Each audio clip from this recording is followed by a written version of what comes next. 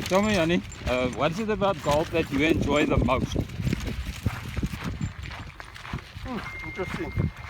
After that shot, I would like to say hitting it down the fairway, but playing with you, I would say kicking your ass. But you've done it so much, is it still a pleasure? Do you still enjoy it? It's just adding to the memories.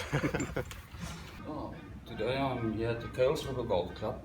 It's an 18-hole golf club and a nice, pleasant, lovely golf course. I always enjoy myself here.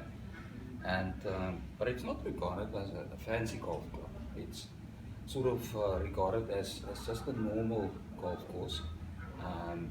Certainly it's not a golf estate. And the story that I want to tell you now, it deals with a person staying at a golf estate, a fancy golf estate. And also the person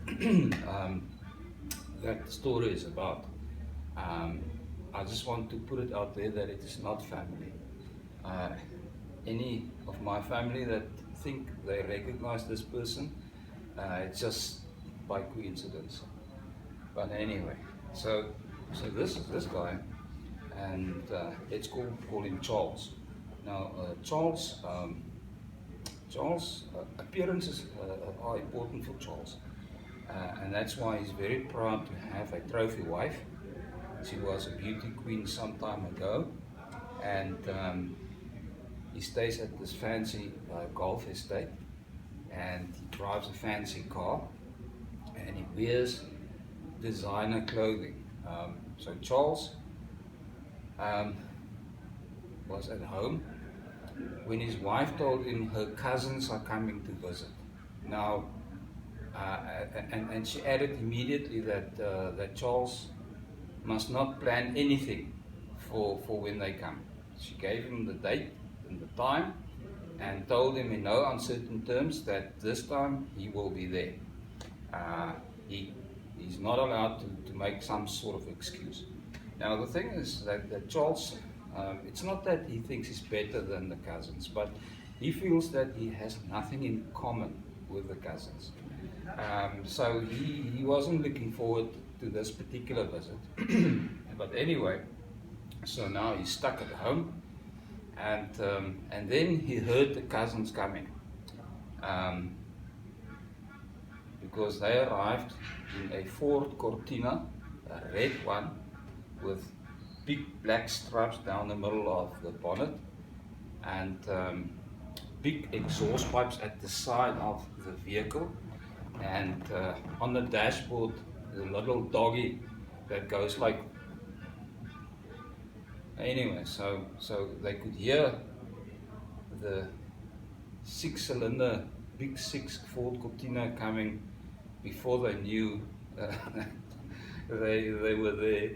And so anyway, the cousins stopped in front of the house, and so they went out, and Charles and his wife, they greeted the cousins, and Charles, he said to them that, you know, he will allow the family to sort of bond, and he will make the tea, and they must just go to the lounge, don't worry about it, he'll make the tea.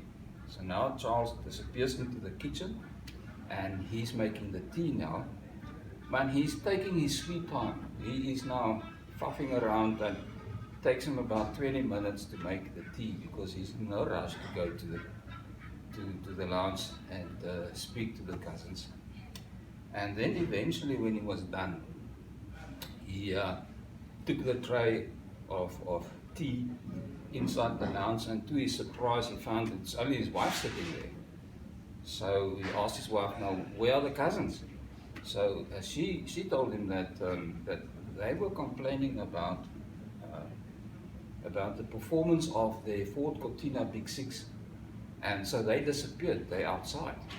So now Charles takes the tray outside, and when he opened the front door, to his absolute horror, he saw that the Cortina Big Six is parked in the front lawn, on the lawn, bonnet open, and at first he thought it's two orangutans or gorillas busy there. But then he saw it's the cousins. They took off their shirts and they're very hairy, big stomachs and very hairy, and they've got a contraption above the engine bay, and they are removing the engine from the engine bay.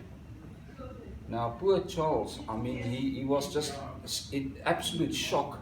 What would the neighbors say? He dropped the tea and he ran to them and he said, "Hey, you can't do this here. This is a fancy golf estate." Ooh.